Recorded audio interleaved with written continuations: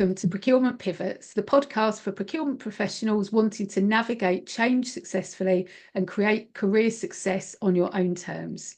I'm Donna Bowden, procurement career coach and founder of Narrate Your Career.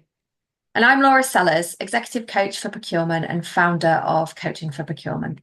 And between us, we bring almost 25 years of supporting and working with procurement professionals.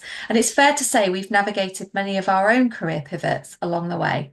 And now we're here to help you do the same. Each episode will share practical strategies, honest conversations, and expert insights to help you confidently tackle the changes and challenges in your procurement career. Let's get started. Hi everyone, welcome to our latest episode of the Procurement Pivots podcast. Really great to have you here with us again, isn't it, Laura? Yeah, great to see everyone. And we've been on such a journey with this podcast so far. So looking forward to recording this next one. Absolutely. So today we are going to be talking to you about self-employment, because actually both of us get quite a few people asking us what is it like to run a business, or for those other business owners, like they're coming to us trying to see really whether the challenges are similar. So we thought it would be really great to talk to you today about what self-employment can actually feel like in reality in the world of procurement. Yeah, it's such a great topic because we talk a lot about procurement careers and leadership development when we're talking about people who are in-house, but both of us work with procurement related business owners. We are in touch with quite a large community of procurement related business owners. We obviously have been on this journey ourselves. We're still on it. And I think it's really important to recognise that when we do talk about procurement, there is a whole bank of talent that sits outside of the in-house roles as well. And it is usually a consideration for some of the people we talk with in-house about maybe one day they might like to venture into self-employment. So yeah, there's a lot to talk about here, but we want to be quite specific on what this episode is going to cover, don't we? Yeah, absolutely. I mean, I think, there's so much we could talk about when it comes to kind of running businesses within the procurement space. But I suppose this is probably going to be our introductory episode. And as you say, we want to be fairly specific today about what we cover, but we suspect that we'll probably end up delving into other topics in much more detail. So, Laura, do you want to give a bit of an overview in terms of what we're going to be covering today? Sure. Well, I think what's really important to talk about is first what that looks like in the procurement related world, but also about the purpose for doing it. You know, some of us have or had a dream about building something of our own. Some people are looking for a bit more freedom, and that purpose looks different to each and every one of us. So I really want to delve into that element of the aspect of self-employment when it comes to purpose. And then what about you? What would you like to cover, Donna? Yeah, I mean, I think we'll give you a bit of a kind of walkthrough as well, like our own experience of why we decided to set up, and for some of you, a little bit of an introduction actually to what our businesses are. We were just talking about this before pressing record. It's so kind of not weird, but we have conversations, regular conversations with people we already know and new people. And actually, we're now both getting the question, what is it you actually do? And what is it that Laura actually does? And so, I think we know what we do, but actually, it's not always clear to the outside. We realise kind of the ins and outs of what we do and don't help people with. So we thought also it'd be quite helpful just for people to understand what we do, and I think really just share our honest kind of view of what it actually looks like and what it feels like to run a business. I think particularly in this kind of glossy social media world that we're living in, there's lots of people claiming, they're living their lives by swimming pools and, running your business like you only have to work 4 hours a week and look at how successful I am. Whilst I'm sure that version does exist, that isn't the reality for many people. I think there's some amazing things that come with running your business, but also, probably some challenges as well. So I think for anyone maybe experiencing it themselves, or for any of you listening, kind of thinking at some point you might want to set up a business, we just thought it'd be good to share, some of our highs and maybe lower moments with you too. Anything else to add, Laura? No, I think you have summarized it perfectly because I'd like to think we share the elements of when we feel overwhelmed by running a business. You know, we both show up on LinkedIn, for example, we have our own email lists, communities. So I think I'm all about the honest, not so spoken about kind of things. If I can find a way to run my business from 4 hours a day or 4 hours a week, send me there, please. I think this is a really great way to introduce all of that. So yeah, let's get started on those 4 aspects. Great. Okay. So, yeah, I think you touched on it at the beginning. You referenced kind of purpose, didn't you? Kind of, we Mm. talk about this quite a lot, often in relation to kind of, people in-house kind of procurement careers. I mean, that feels to me like potentially it could be a place to start. Yeah, purpose. And we have spoken about purpose in another episode, haven't we? When it comes to self-employment, you have to be really clear on what it is you want to do. And self-employment, comes about for some people, not through choice. Again, we've talked about transitions Mm. before. They might be made redundant and they think, okay, this is my shot, this is my opportunity. Yeah. For others, it is done by choice. And that was certainly the case for me. I believe it was for you too. Yeah. Yeah. So purpose is definitely at the core of what it is you want to do, the problem you want to solve, the solution you want to give. Mm. In the procurement space, I think there's a lot of opportunity because we both know quite a few procurement related business owners. We know people who run their own consultancies, who have procure tech businesses, who do training businesses, and Yeah. we obviously have our own coaching businesses. So there's a great amount of variety out there as well, which I think is exciting because for some people, from the conversations I have had, the only thought they might have at the time is, oh, I'll just go and do interim, Yeah. you know? What about Yeah. you?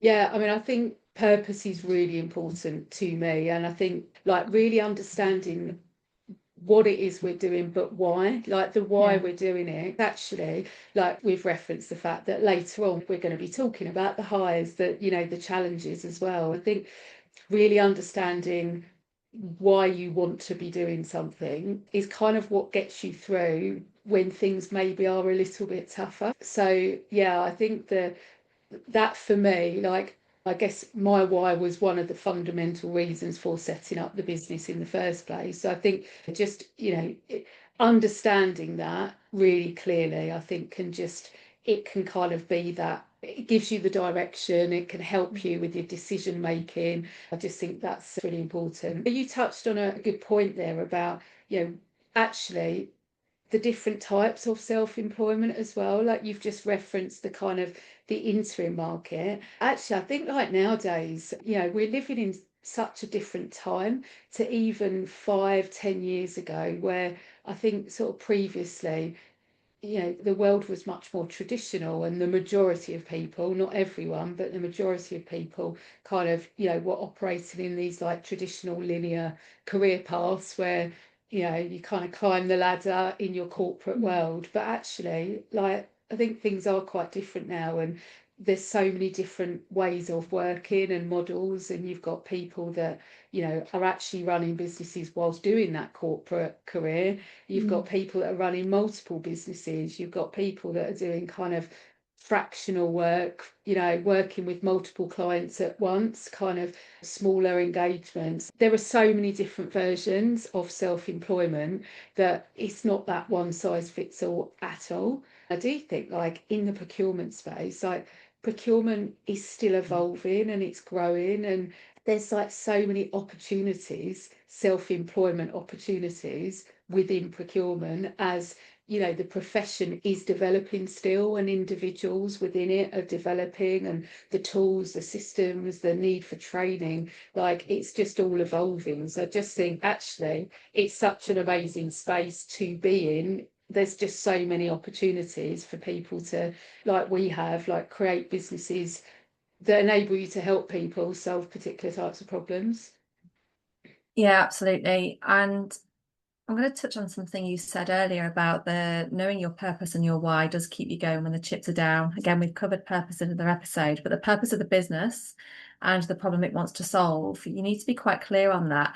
Having said that, it can be an evolving thing. So I can only draw upon Yeah. my own experience here because I would have set out on my own, running my own business in my 20s if I knew exactly what it is I wanted to do. I had the drive to create something from scratch. And I now recognize that I can be quite good at that, because if I look at my previous roles in-house, I was the first person to do a particular role for the last 6 roles of my in-house career.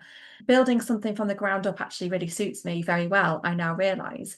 But I just wasn't sure about what I wanted to do. And it was only through gathering the experience in those different roles and Mm, realizing how much I love leadership development and personal development, and realizing that everybody had tools that worked differently for them. It wasn't a one size fits all. That gave me the courage to make the leap. And I mm, decided to train formally as a coach and yeah. create a business. The procurement side of things came later, because it was, okay, what have I been doing? Who have I been supporting? Mm, Actually, my first clients came from procurement as well, which also helped. So yeah, I think while I'm saying that purpose is incredibly important, to be able to make the leap into self-employment or to start the self-employment journey, it might not always be crystal clear. You might have other things and other factors that yeah. create that purpose in the start. So Yeah. I don't know if that complicates matters, or if actually it's the case of, well, what other factors do you have if you don't quite know exactly what you're going to do? Yeah. Yeah. I think like looking at my own kind of version, I did quite a lot of work. Like I knew I wanted some kind of change and things weren't quite right. They weren't quite aligned anymore in the work that I was doing. And I spent quite a bit of time like really looking at things, where are my real strengths and passions, and what are the things that actually I know I can do quite well, but I enjoy, like that enjoyment piece. Like I think we don't always focus on that as much as what I think we should. Like often, especially being a career coach, I talk to so many people and they're kind of, they're in these really well paid jobs, but they don't always really enjoy big elements of those roles, and they've kind of ended up focusing on the stuff they can do and do quite well, but that doesn't always mean they actually enjoy that thing. So when I was kind of starting to explore what does my next look like actually it wasn't about, oh, I'm definitely going to set up a business. What does the business look like for me? Like I did quite a lot of work to really understand, what do I love, like really love. Yeah, what do I repeatedly get told I've done well by other people? Where do I feel like I'm adding most value and impact? What are the things that are draining me, if I'm honest? What are the elements that I'm not loving anymore? And actually, when I did that work, then it became really clear to me that I absolutely, if I wanted to create this career doing the stuff that I really loved, I had to do it for myself. I had to, because that didn't exist as a job type Yeah. in-house. So for me, it wasn't like I have always thought, probably a bit like yourself, from my 20s, probably at some point, I will be probably one of those people that will set up a business. And I just naturally assumed it would be my own recruitment business because I'd been recruiting for such a Mm. long time. But it wasn't like a burning desire at any point, oh, I have to set up on my own. I just thought it was like a natural kind of step, at some point it would happen. But yeah, when I really like spent this time kind of really looking at, what do I love? What would I love? Like if I could create this, an ideal role for myself, like not necessarily thinking about business, but what does the ideal thing look like? Then it was clear, like it just had to be my own thing because yeah, it didn't exist. Yeah, and I think we've highlighted there 2 very different reasons for creating our businesses, yet we share a passion. And I think when it comes back down to purpose, for a lot of people that I speak to, they want an element of freedom. Mm, So that freedom to be your own boss is definitely a common one. What I would say about that is taking into account that freedom again looks and feels different for everyone. So coming back to what you said about, what do you love? What have you been told you're good at? What are your strengths? That definitely also aligns with how I got to where I am with the business. I also think that it is very easy when you are going on a self-employment journey to look at what others are doing and think, oh, I should be doing that. We come back to that word should again, mm, because, mm, and let's go back to what I was saying about freedom. You've really got to do the work on what freedom looks like for you. Otherwise, you won't be free of it, if we're mm, using freedom as an example. So I think having that time dedicated to exploring that is really important. I actually worked with a great procurement related business owner, and we were talking about, they've been in business already for a bit, and I was doing some work with them on some next steps for the business. We were talking about the company values. And again, we've covered values before in another episode, but it was about how we operationalizing them, how we're living and breathing them. Mm, It came back to that was their core purpose. It wasn't just the nice words on the yeah, wall or the things you did as a, oh, I should be doing this. You yeah. need to really live and breathe it to keep Mm, you going on that sustainable journey of self-employment, because it very rarely are self-employment journeys overnight successes. Unicorn businesses, I think they call them. You know, there's a yeah, lot of hard work and graft that goes into them. And we'll get on to yeah. the honesty part of the episode later on. Absolutely. So, yeah, I mean, that I guess that's a little bit about our own kind of our own version of stepping in. As we said at the beginning, we thought it probably would be helpful just to talk about what we do in our retrospective businesses, because we just assume that kind of people understand what we do, but actually it's becoming quite clear that they don't always from the outside. So, do you want to go first, Laura, and just give an introduction to your business, what you do, how you help people, who you help, etc.? Yeah, so I started out, it's probably better I do the journey on how the business has grown, really. So I started out as a trained, qualified leadership development coach because I absolutely love that aspect of it. That grew to encompass working with procurement leaders because that is my background. I've worked in the procurement space for quite a while. And so that started out with just one-to-one coaching. So typically working with senior procurement leaders who are looking to step up again or looking to find their place within their procurement roles. And they are wearing all those hats. They've stepped up from operational to strategic, but they find themselves being dragged back into the Mm. operations and sometimes hiding from the strategic element as well because it's uncomfortable. And we basically delve really deep into looking at what their strategy is, how that aligns with their brand and their style of leadership, and how that then leans into their influence and into the wider stakeholder piece with the senior level stakeholders that they work with. We also most often cover team development as well, because you Mm. can't step away from the operations if you're not putting that focus into developing and trusting your team. So I would say that the journeys are very bespoke and are very different, but that is usually the goal that they come to me with. They want to increase their influence and strategic impact, and they want to step into a brand of leadership that feels right for them and not what they think they should be doing. Very often they're leading the way for their function into a place it hasn't been before as well. Yeah, So they don't really have a precedent to follow, no yeah. blueprint, no predecessor. So that's how it started out. I then started getting asked for team workshops and team coaching. So I also do that too. There's two strands to this, and I'm always very clear on this when I engage with new clients and corporate clients around whether they want team coaching, whether they want a workshop where I'm training Mm. them on a particular aspect of what to do. So I lean more into the team coaching and the development. So meeting them where they are right now and helping them get to the next step of where they want to be in terms of the team maturity and the functions maturity. So I've done things like team purpose, especially, which is really useful when they've gone through restructures, countless restructures, and it's not just helping people. We've talked before about transitions, but there's usually when a restructure has happened and if people have exited the business, the people who are left there are usually carrying a lot of scars as well. So we try to bring the team back together with that. I've done things like storytelling, influencing, but I always take an approach of coaching rather than just Mm. teaching. So Yeah, try and getting them to really see where they are and what's holding them back and to help the learning stick. So it's usually an ongoing journey with that. We tend to do more than one session. And then the new addition to the business in the last year has been my Procure framework. And with that, I deliver coach training in the form of ILM qualifications. And the reason why I went down that route, I was getting asked for it. And also, so many coaching skills lend themselves to great stakeholder engagement, the soft mm. skills that we talk about.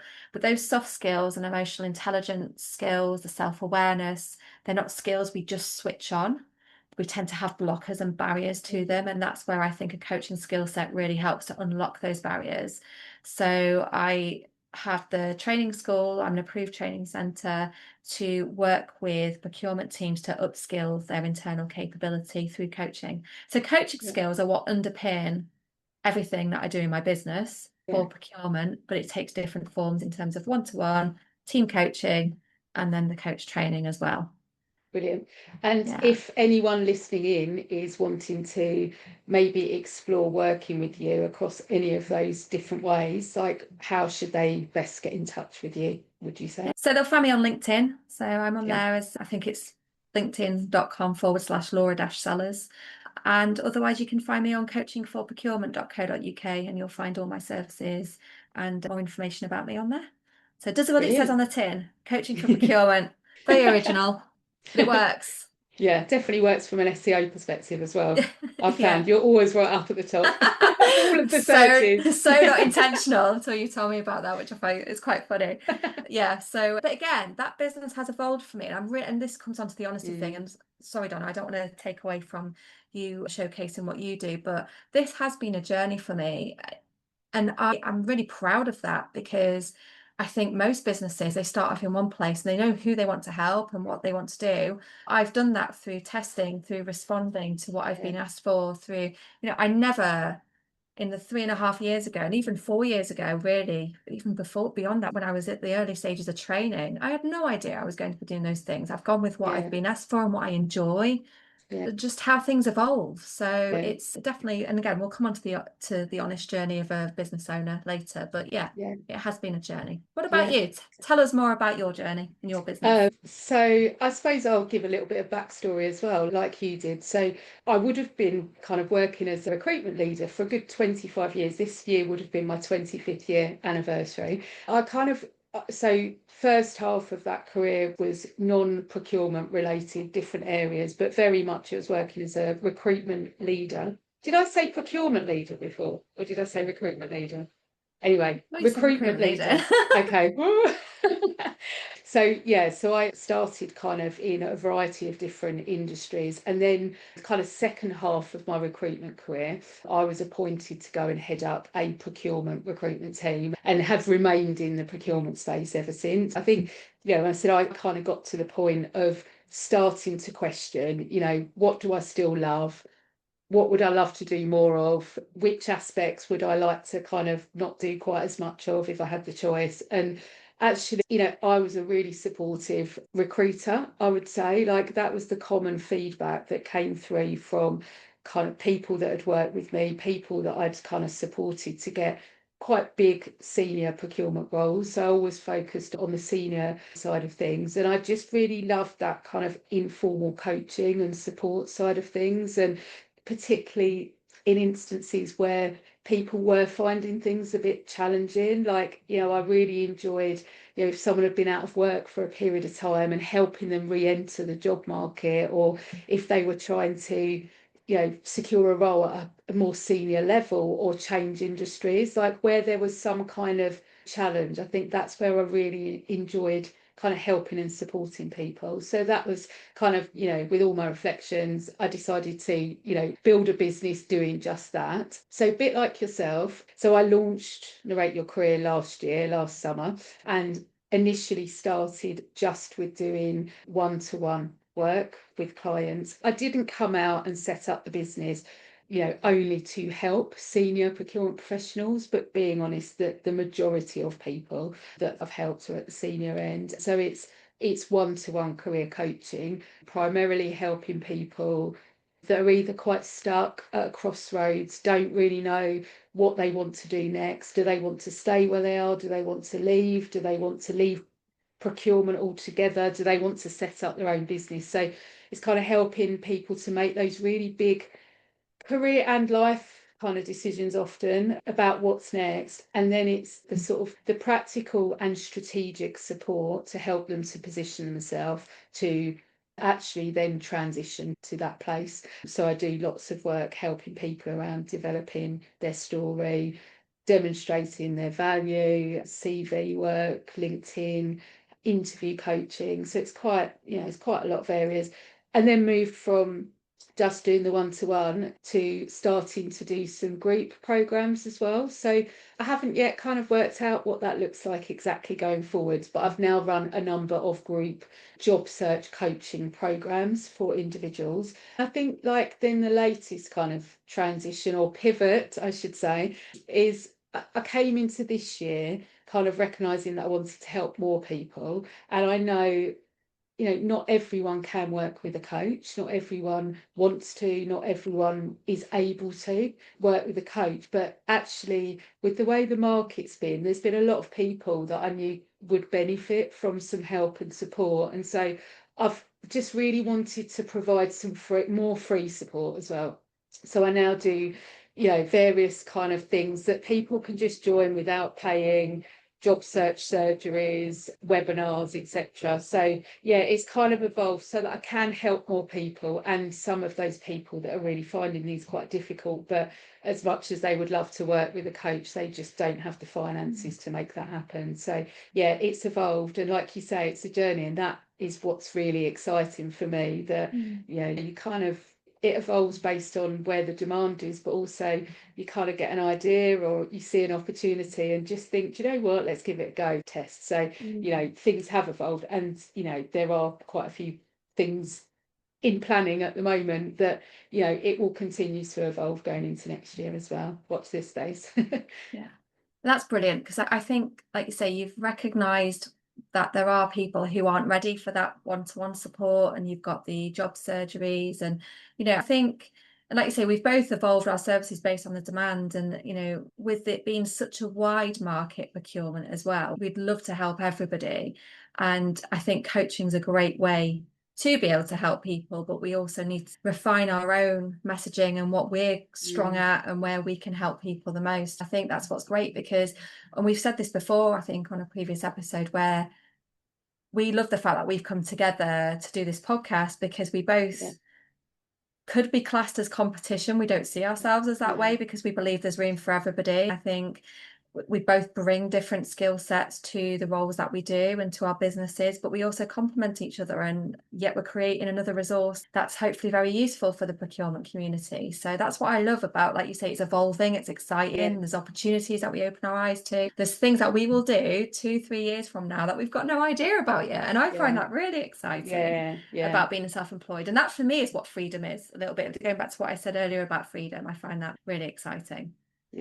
I think the freedom one is really interesting, because I think often, people think, oh, yeah, running your own business, you do have all this freedom. And I think often they're thinking, you just go on holiday when you want and you work whatever hours you want. I mean, the reality is often very different, very different Very to much that. so. But actually, I think like when you were talking about the freedom word earlier, I was thinking, what does that mean for me? I think it's just like, actually, I am quite creative, and I do have quite a lot of ideas. And I think just having the freedom and the ability to kind of act on those ideas without permission.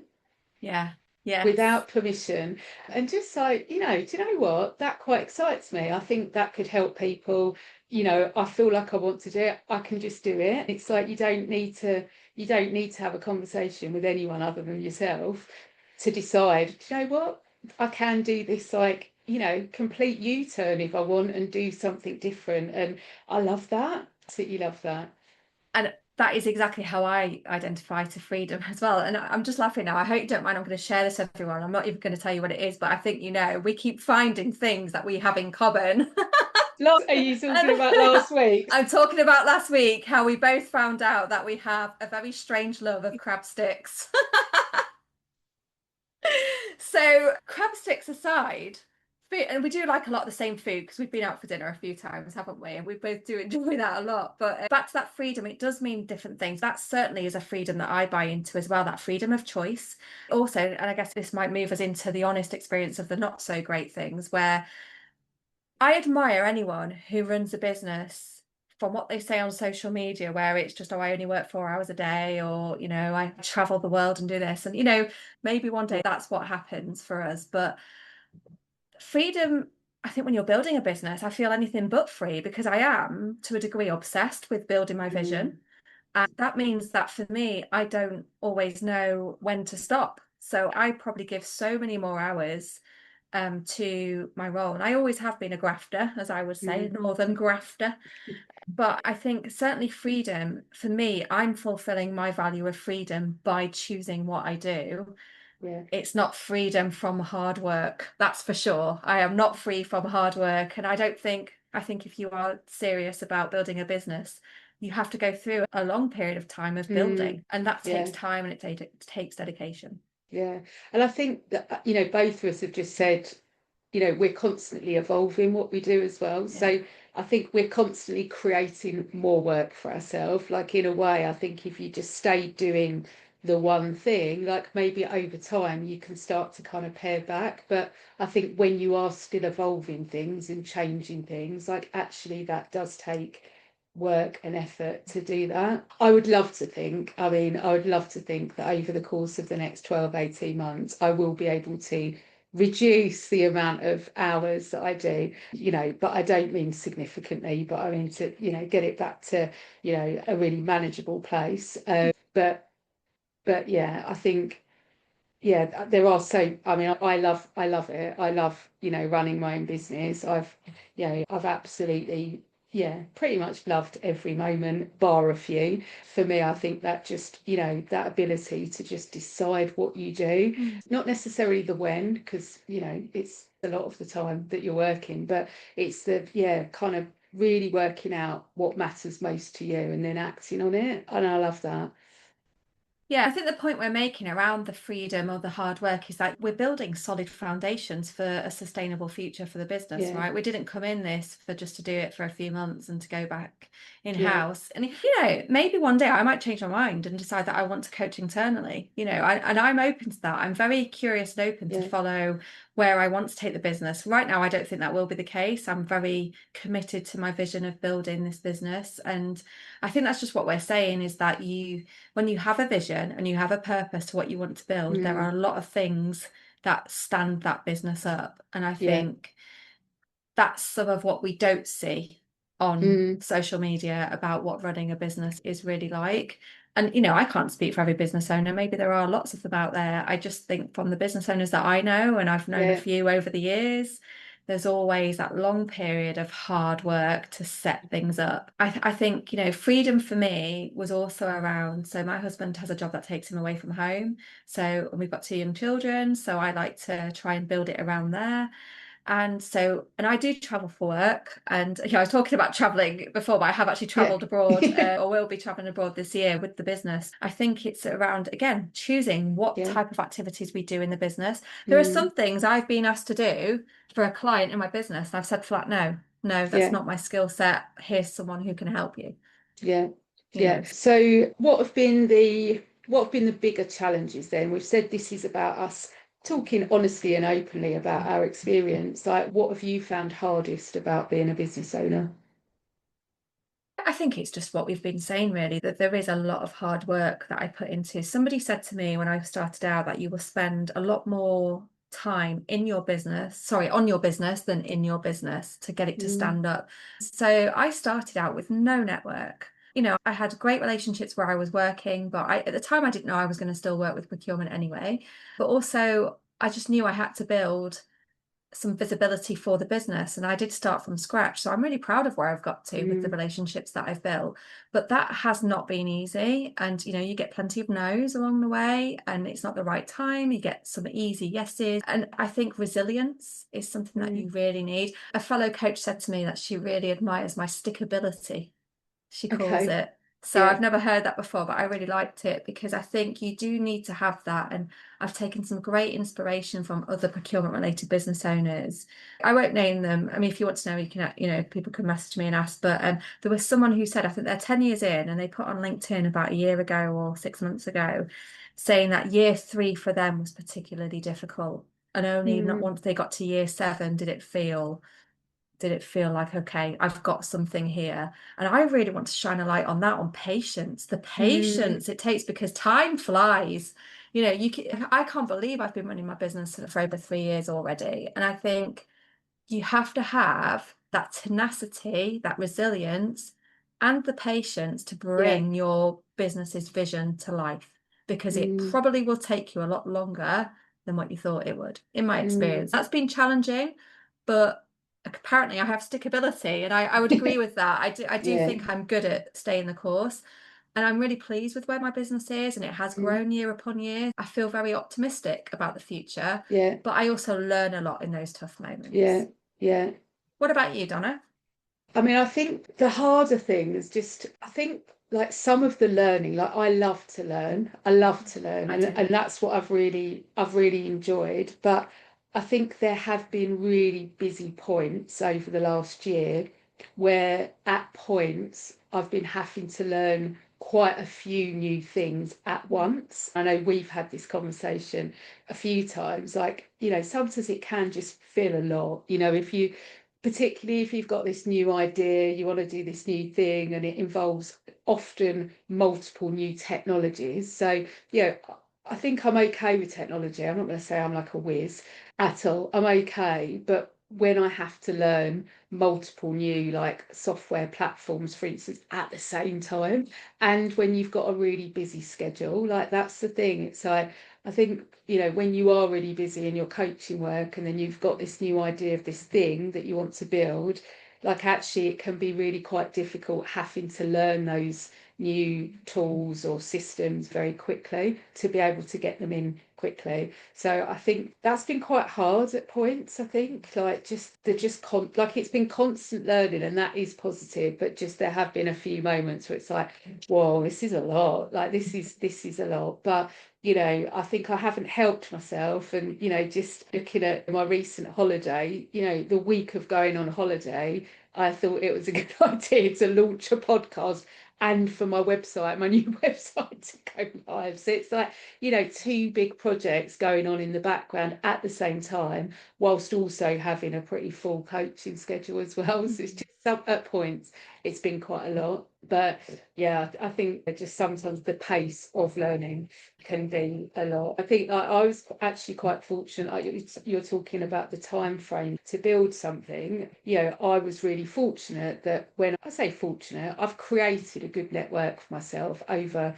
the last 10 years in procurement. Actually, I was able to launch the business with an established network, albeit all of my early clients weren't people that I already knew. Like, I think a lot of the people I knew from old are now starting to work with me, strangely. But yeah, I think like actually for me, I really enjoyed the first few months before the business launch, all the planning and the kind of stuff in the background. And you don't have time pressures then. But Mm. actually, very quickly, I went from having no clients to all of a sudden like no clients, and then quite a few clients in a really short space of time. And I thought I'd have this luxury of time. I'll keep building the website and doing this and, trying to get things, good before you launch them, etc. That wasn't the reality for me. And so it was kind of, yeah, kind of learning whilst being busy as well. So, Yeah, I think you make it such a great point. I think learning fatigue is definitely a thing, and I recognize that in myself too, because you are constantly learning when you're creating a new business, and even learning to be self-employed is a new mm, skill, isn't it? Because it's not always a stable salary at the end of the yeah, month, depending on what it is you're doing. So there's a lot of learning in that sense too. And I think it's really important to have that break lined up as well. I think that's another challenge that I think can happen in self-employment, because when it's yours and only you, and even if you have help, we both have virtual assistants who help yeah, us, even when you have that help, it's very hard to switch off. So you need to find your things that help you to switch off from that, yeah, because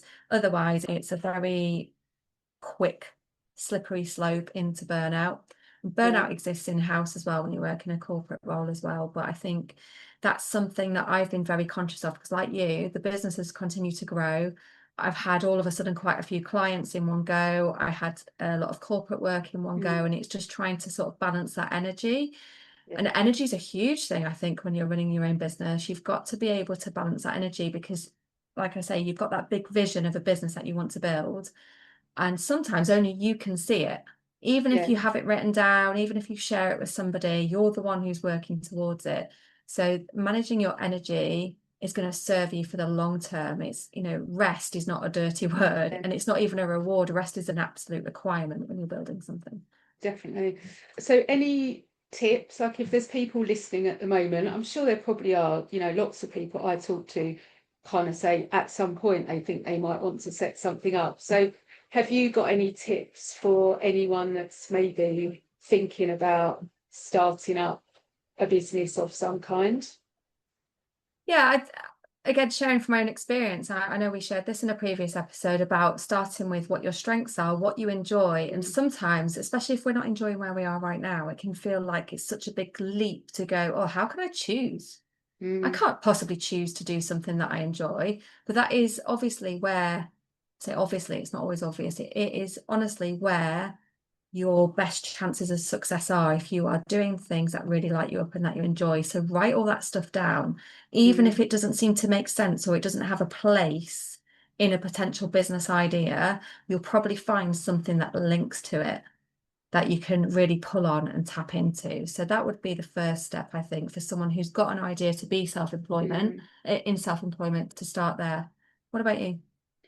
I think, and again, we've spoken about this, I think it would be and could be very easy, I think, to underestimate how much of your time you need to spend on activities like the sales activities, the Mm. marketing activities. I think, you could have the best idea and the best offering in the world, but actually, if the right people don't know that it exists, you're probably not going to build a business. And so, like, such a big proportion of your time is spent kind of developing your visibility strategy and implementing your visibility strategy. Mm. And so, I think, like, really thinking about that and thinking about, you know, who is it, being really as clear as you can, I would say, on who is it that you are hoping to help in your business and what types of problems do you think they have. Just really thinking about how can you message, position yourself so that you are talking to those right types of people. I think like with that,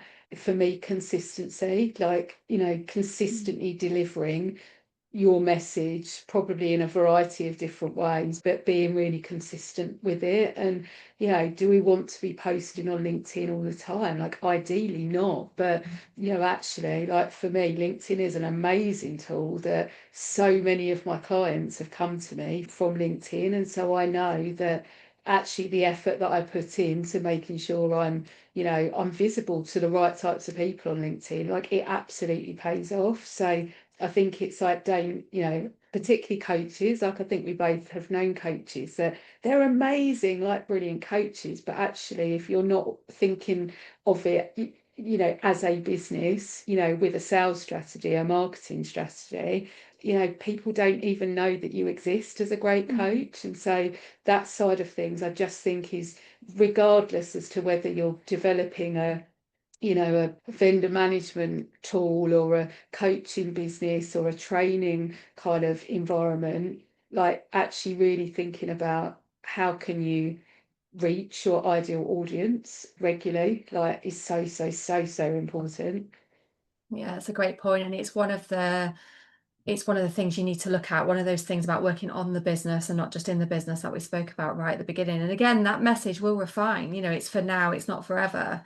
Mm, So it's definitely something that's very valuable to do in the beginning. I think the other thing I would just like to say and shine a light on is that thing about not having to do it alone. We know other business owners outside of procurement and inside of procurement. And for me, it's such a supportive community, yeah. particularly within procurement, actually. We know people who are trainers, we know other coaches, we know people who are doing procure tech, who are doing other solutions for procurement. And I think for me, it can be very lonely when you go and set up in business on your Mm, own. I'm a very independent person. I like my own space, but I really value from connection. I really value connection with others. I think that's the other thing. Make sure you have a support circle set up for yeah. when you do go on this journey, whether that is paid support Yeah. like a coach, whether it is moral support, if that might be family at home, it might be friends, it might be fellow business owners who just Mm, get it. Because a lot of people don't always understand why you might have chosen to take a leap. And so I think it's yeah. important to know what your support circle looks like. Yeah, I think that is a really really, really valid point. I mean, that was one of the things I was really conscious of. I didn't actually know that many business owners when I was setting up. And, I was quite intentional about making sure that I was putting myself in a room with those types of people because I wanted to learn and you know, I wanted to understand other people's experience and I wanted to have people that I could share my experience with. Yeah, that's been invaluable. And I've done paid things, I've, free things, etc. I think without that support, it'd be really difficult, lonely, overwhelming maybe at times as well. You can just learn, there's so many brilliant people out there. And, actually, that when I did my first paid thing, so I worked with a business coach before I launched the business, and that felt a lot. I've never ever paid for any kind of coaching outside of personal training type coaching. It felt like a big decision, but I'm so pleased because actually, yeah, you're paying for that expertise that someone else has. And like without a shadow of a doubt, there is no way that I would have got the clients as quickly as I did had I not have gone through that process. And now, actually, I'm so much more comfortable now to pay to work with people in areas where I want to grow, because actually I know that, my growth has always happened quicker when I've been able to get kind of external expertise. And I've not been able to work with as many people as I'd like to, but I will continue to do that because, yeah, it's been invaluable. But I've chosen quite carefully, I think, about the people that I've chosen to work with so far. Well, it's about being intentional about that, those choices that you make, Yeah. right? And about when it's right for you. So yeah, that's brilliant. Right, I think we've delved quite far in. That's probably our longest episode I would yet. imagine. I think it's a really important topic, because there are many careers that are related to procurement that are possible. And it is sometimes a natural step for a lot of people who we speak to eventually. Yeah. So yeah, I hope that was useful. Yeah, I would just add to that, if any of you are considering it, I think feel free to reach out to us. Yeah. If you are wanting to build your own support circle and, or just get an honest view, like feel free to drop a message or ask a question, like more than happy to kind of help and support in that area. Yeah, So, definitely. Because like we yeah, say, the procurement self-employed community is a really supportive one and we count yeah. ourselves amongst that, right? So brilliant. All Okay, right. thank you for listening. Thanks, everyone. Take Take care. care. Bye-bye. Bye. Bye. Thank you for tuning in to Procurement Pivots. We hope today's episode gave you actionable tips to help you to continue to move forward in your procurement career. If you enjoyed the conversation, follow our episodes, share them with others, and please support us on our social media channels for others that might be interested to tune in.